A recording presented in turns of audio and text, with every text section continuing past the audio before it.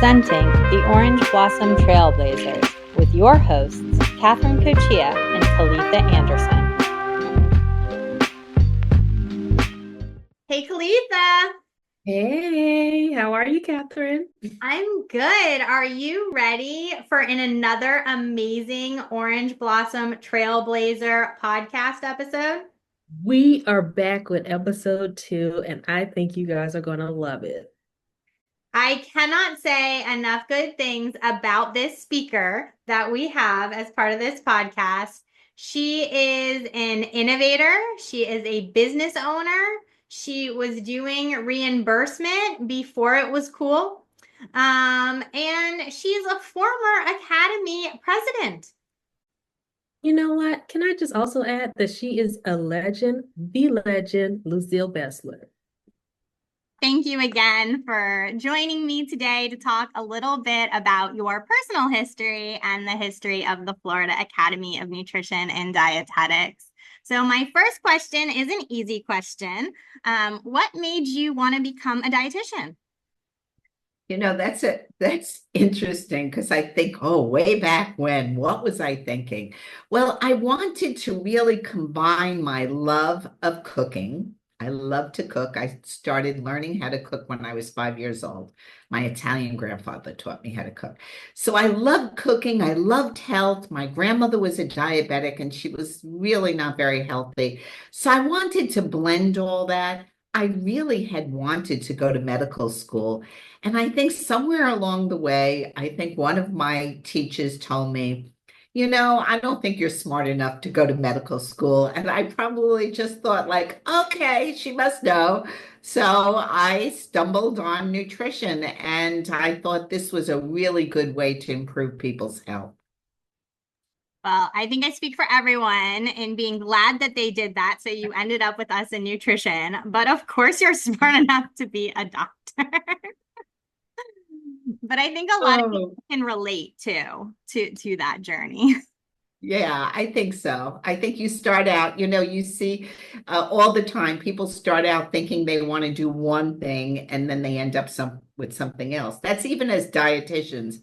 We have to remember that we need to reinvent ourselves often so that we can stay current and make our career interesting and, you know, viable.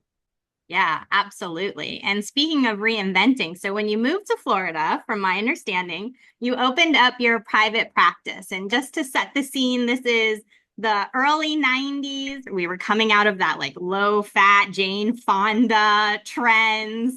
You're coming down to Florida, so new environment. What made you start a private practice? How did that go? What was it like? So that's really takes me back, Catherine. So when I came to Florida from New York, I did have I think, a lot of good skills. I was already a chief clinical dietitian for a food service management company in a big hospital in Brooklyn. Then I went over to a children's hospital and I was doing a lot of research. I worked for the GI department and then I worked for the genetics department. So I came to Florida to be with family and I felt I had good skills and I wanted to continue in pediatrics. But I was in Broward and I did not want to go down to Miami, which was the only place that had a children's hospital. I didn't want to do that. I really had this thing. I wanted to work for myself. So the hospital I was at in New York had a big teaching program. So I connected with pediatricians and pediatric subspecialists that were trained at the Children's Hospital in New York. And I always say life is about relationships, who you meet, you know, always put on that great face because you never know. Well, it so happened that I hooked up with these pediatric subspecialists. They loved the idea that I was in town. They offered me free rent in their multi-comprehensive center, which you could never get away with probably now. But you know, in the beginning, that's what they did. I was my own, you know, I worked for myself. I wasn't an employee. But then I realized quickly that if I didn't get on insurance plans, nobody was going to see me, even if the doctors said, you need to see this person. But I really did have very good skills with chronic disease, pediatric chronic disease. Like I had a history of working with cystic fibrosis and GI conditions. So the subspecialists, they actually counted on me to provide lots of good information to their patients. So what I did is I started banging on the doors of the insurance companies to actually get reimbursement and to say there were not many people who were on these plans at that time. But what I did is I set myself apart and said, but these children need someone who's a pediatric specialist. Sometimes you have to be inventive, right? You have to be innovative. And slowly but surely, I started getting on some of those insurance plans. And then I was able to pay rent, and then I was able to hire somebody, I was able to move, and I actually took on a position as a consultant for the newly formed Joe DiMaggio Children's Hospital at their Cystic Fibrosis Center. And I did that for 24 years. So, always as a consultant. So I was very proud of that.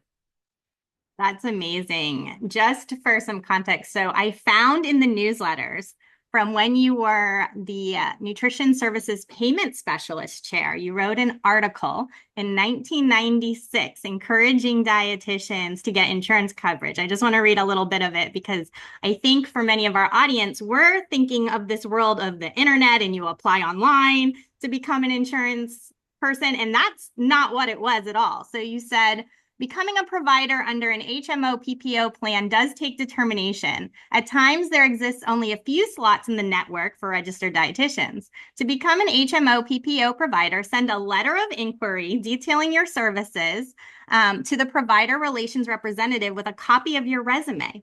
Highlight areas of specialty. Follow up with phone calls on a regular basis. Once an application packet is in hand, negotiate your fees. Remember to inquire what is usual and customary. Know the fee structure in your area. Oh, that was such great advice. So let me tell you how it's changed. I think you want to know how it's changed. For sure. Nobody listens to, nobody reads a letter. So you have to find a service or a provider relations person, and you do it online.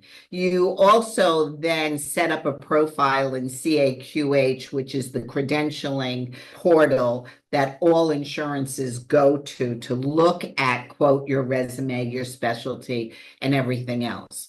Getting a provider relations representative on the phone is almost impossible now. I actually had a problem with one of the provider relations, with one of the insurance companies. So I reached out to the provider relations representative on LinkedIn. So, hey, now we got those ways. And she was mortified that I did that and told me so. But, you can't get to them. It's really tough. So that's what you have to do. You still have to be very determined to find that person, to tell them about your services.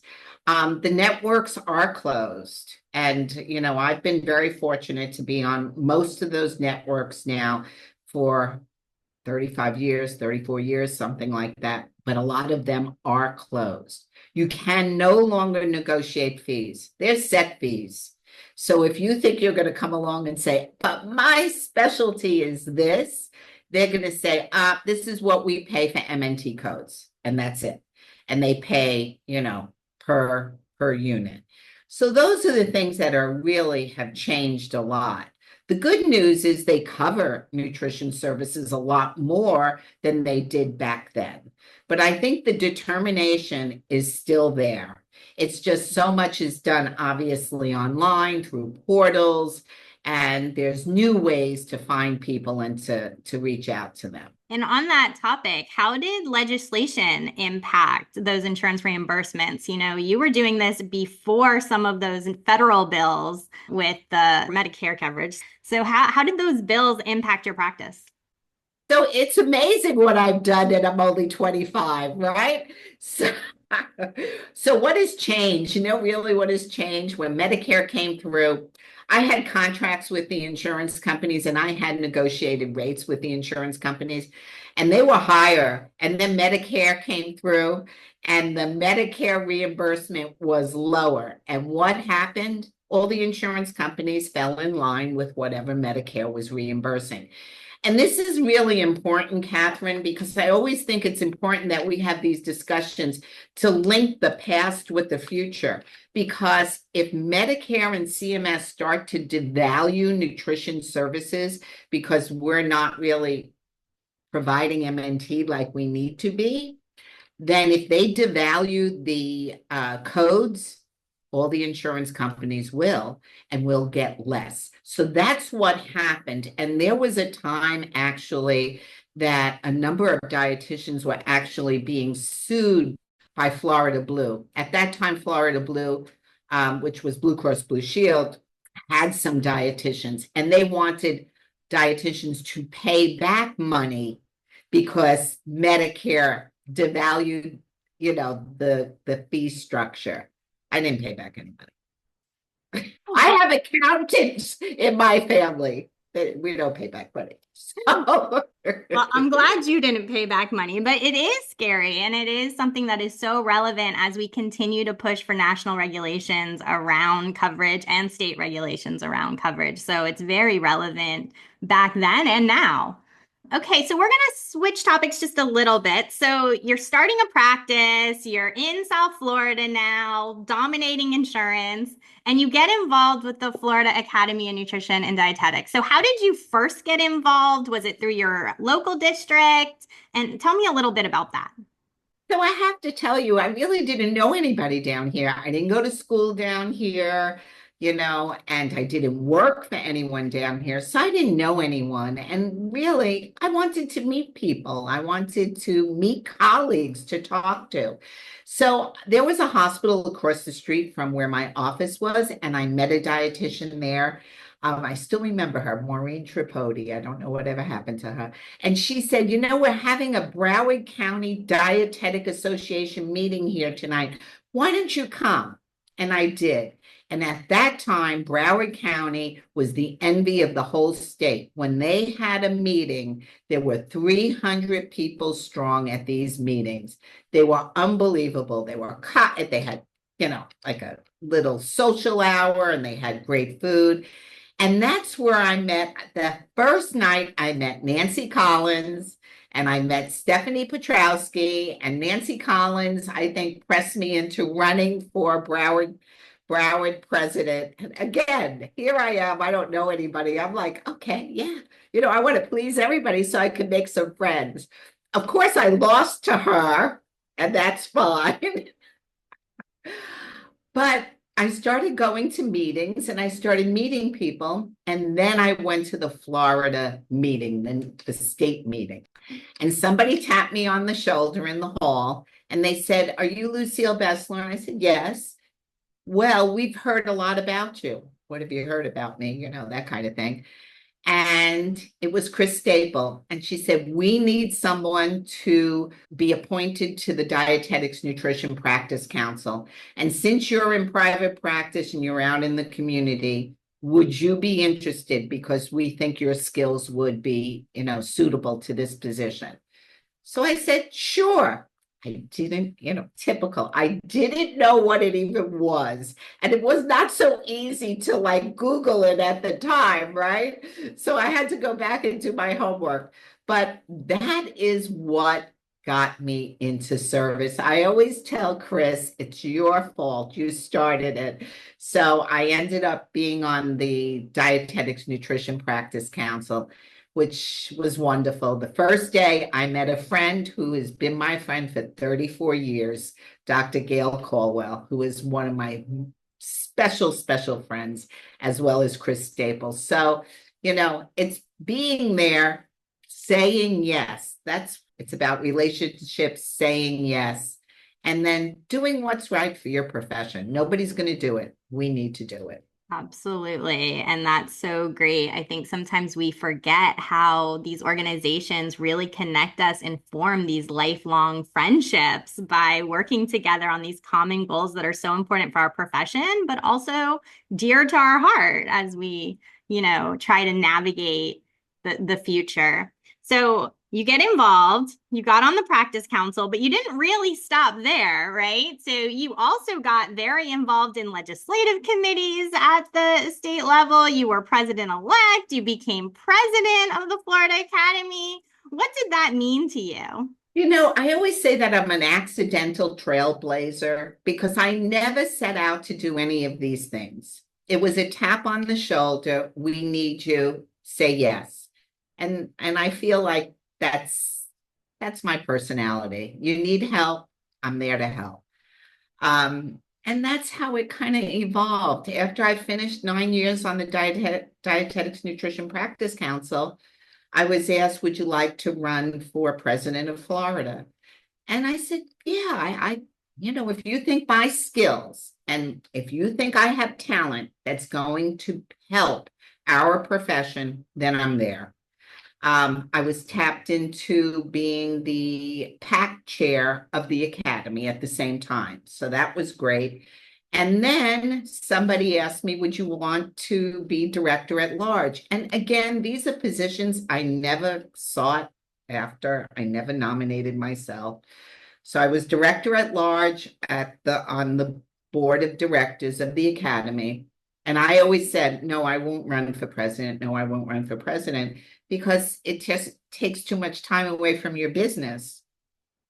And then when that nomination came in, I said, again, there are people who think that I have what is necessary at this point in time to lead the profession and our members. So I said yes. I think it's just a series of yes, can I help? And here I am. And that's amazing. I don't know if you know this. I was in the audience when you were president at that FNCE for a research presentation. I was already at FIU, so I got to see your opening session speech at FNCE, which was very exciting to have someone from our state represent at that national level. How did it feel? So you were at the national level at a really important time through our 100th birthday as the Academy, and you got to ring the opening bell at NASDAQ and actually talk about the history of dietitians in that speech. How was that? Well, first of all, it was really exciting. I'm so glad you remember, opening session when I was president, because I had a special section set aside for Florida that was very important to me, that my Florida peeps were there right in front. So it was probably one of the most exciting times of my life. I just loved every bit of it. I think they wanted to get the hook to get me off stage. I was just having so much fun. And with it is a lot of responsibility, as you can imagine. And yes, we were really gearing up to that 100th year. I wasn't at the 100th year, Donna Martin was, but what we did first, in preparation of that 100th year, we held a nutrition summit conference, and we invited people from all areas of tech, food, agriculture, industry, and we had this wonderful conference in Texas that really probably developed a lot of ideas and a lot of the strategic plan that was going forward for the next 10 years. That was amazing. And we even had people at the time that were from Fitbit, all these different sectors. And it's time to have another one. Absolutely. And so that we could work with them, because we seem to have, shared areas of interest, and we overlap in what we're doing. So that was great. Now, the opening bell was really special to me, because when my mother retired from banking, she became a trader. So I said, I'm going to be ringing the opening bell. And she said, oh, I'm coming. I said, you are welcome to come. So I have a picture of her right next to me, and the CEO of the Academy and all different members It was so exciting. And you know what's so exciting that people don't see? You actually sign your name, and it is in the historic record that you opened the exchange that day. And you opened the NASDAQ. And that really is very exciting. And then in Times Square, they had the Academy of Nutrition and Dietetics. Again, so very exciting, advertising the 100th year anniversary. It just gives us so much good notoriety. And then I got to speak before that to tell them about the Academy of Nutrition and Dietetics. The more we do that, the more people know who we are and the good work we do. So it was really just a complete thrill.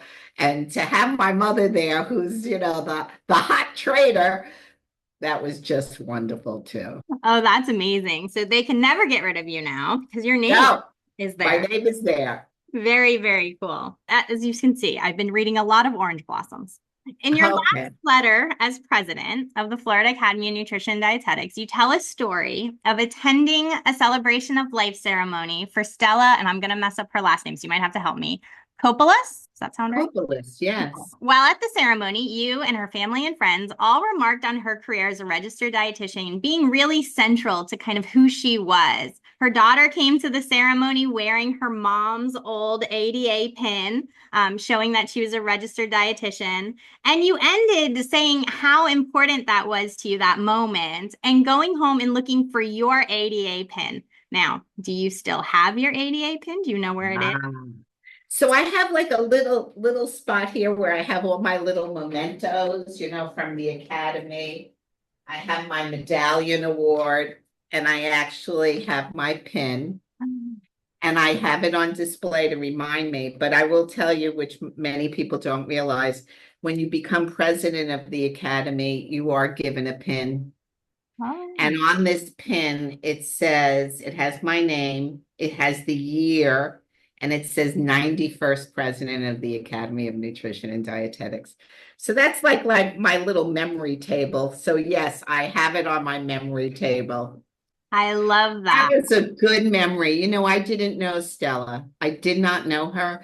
I just knew that she was a very great woman and that the Florida Academy needed a representative at her memorial, and I was that representative. And I was really very happy I was there. That is an old memory that you really pulled out. I hadn't thought of that. So thank you again, Catherine. That's a lovely memory. Nice family, too. I love that. And I love the story because it shows that being dietitians doesn't just affect us, it affects our family too. And even in your story of bringing your mom to opening bell, dietetics has clearly impacted your family also. It has, it's funny. I also spoke at the United Nations, and my mother and my sister were there. It was a major snowstorm, and I didn't think I was going to be able to get there. And because of them, and they were helpful and resourceful, we all got there, and they were in the audience, and I felt so proud because I grew up in New York. I felt so proud, and I felt very proud that my sister and my mother were there. I would say my family has been very important. They help me with my business.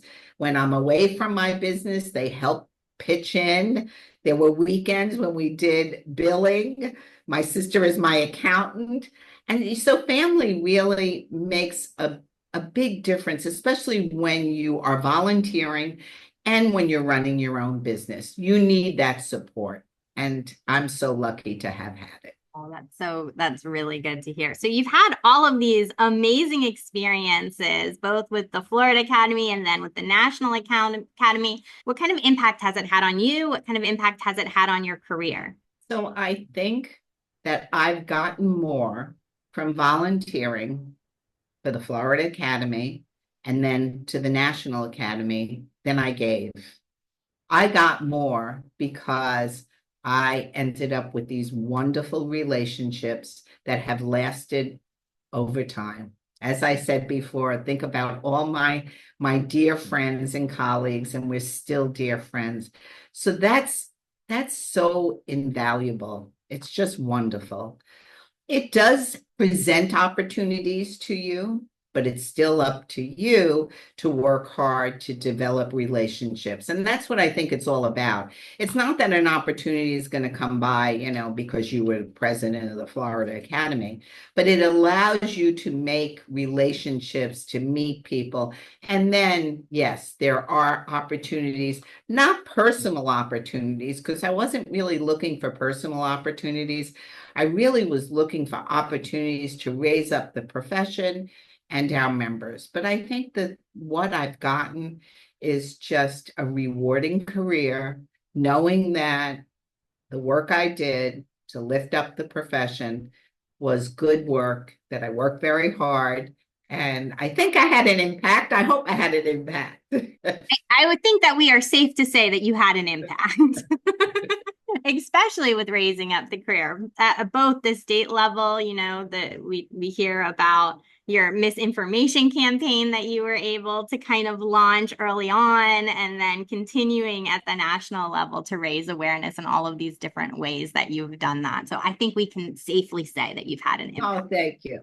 It's really hard because it is a very hard job. And what people sometimes don't realize, that any of these volunteer jobs, you probably realize it, you need to set apart your own personal opinions and biases and do what's best for the membership and the profession. And that is really hard, and it's very important to do. There were times that I signed letters that maybe that wasn't quite my opinion about something, but I am not there for my opinion. I am there to promote the profession, not to promote myself, but to promote the profession and the members that I serve. So, I think that's something to remember for all of us. Yeah, I think that's a really important message, especially in the times that we're in right now, where health is at the forefront of a lot of conversations. So as we think about that and we think about this messaging, what is your hope for future dietitians across the state of Florida? Okay, so number one, I want to see, we have a lot of dietitians in the state of Florida, but we don't have a lot of members. They need to join the academy. They need to be members of Florida affiliate. And why? I hear often, oh, what does the academy do for me? Well, we go back to that. It's not what it does for you. It's what you can do for the academy, because we are all the academy. So that's number one. I'd like to see our numbers really grow. And it's hard nowadays to do these membership launches. I know there's a lot of issues and people don't want to join, or they join other organizations. I have a hard time with that, and I'm a certified diabetes educator, but I don't think that organization is just for dietitians. Sorry. I want an organization that is just for dietitians, that, is promoting what I do. So that's my first hope, that we could see that. Then second, we have to keep working on insurance. We can't think, okay, it's fine. There's some people who are insurance providers. No, we need to have as many people who are insurance providers. Why? Even people who are working in hospitals or community centers, because it just increases the value of our services, because it improves the bottom line of any business. So that's another thing I'd like to do. I'd like to kind of just give out a message to our colleagues. Step up. It is your time. We are passing the baton. We're too old. You need to get going. This is your profession. Don't wait for anyone else to advocate or work hard for your profession. It belongs to you. So please, you need to step up, and you need to work hard for not only yourself, but for the viability of our profession as we go forward. Amazing words of wisdom for our future dietitians and younger dietitians that are listening to this, and even some of us older dietitians that are listening to this. As we just kind of come to a conclusion here, your presidential message when you were the president of FAND in 2007, 2008 was imagine, believe, and achieve. Do you feel like you've done that with your career? I have. I can actually say I have. I'm just one of those people that I'm never satisfied. I'm always looking for the next opportunity. I'm always, thinking about something else. I'm reinventing my business as we speak, and it'll be interesting in the next few months to be able to announce some of the things that are going on with my business. And I opened a foundation. And so, yes, I believe in that I have the ability to work hard and that I can achieve, maybe not everything, but I can work hard and achieve. And I did imagine. So imagine, believe, and what was the last one I said? Achieve. Achieve, yes. So I think I did it. I think I did it. Whoa, I shouldn't be so complacent because I got still a lot more to do and a lot more to give. So maybe it's to reimagine now because things change, the environment changes. So now it's reimagining what is the next thing. Love that. Thank you so much for being here today with me and for sharing a little bit of your story. Thank you. I really appreciate being interviewed. You gave me such great questions and good memories. what I love about this episode is I love how Lucille takes us on a journey from little Lucille at 5 to stepping up into leadership role and how that takes her to leadership into the academy. So she takes us on a journey. This is so great, so inspirational. It really just ignites a fire behind us to really step our game up in regards to how we can contribute to dietetics. So such a great trailblazer, truly. So I think that Lucille really left us with some great instructions. She said, it is our time to move the needle and gave us our marching orders. I don't know if we're ready. Are we ready? Oh, we are 100% ready. Listen, Lucille totally called us forward as Florida dietitians to get on board to support our state affiliate. We have so many great things ahead, and we really do need the support of all Florida dietitians to do what we need to do to continue to blaze the trails and move forward in our state. Well, you heard it then. It's your time to be a trailblazer. Can't wait to see you out there. All right, see you guys on the trails.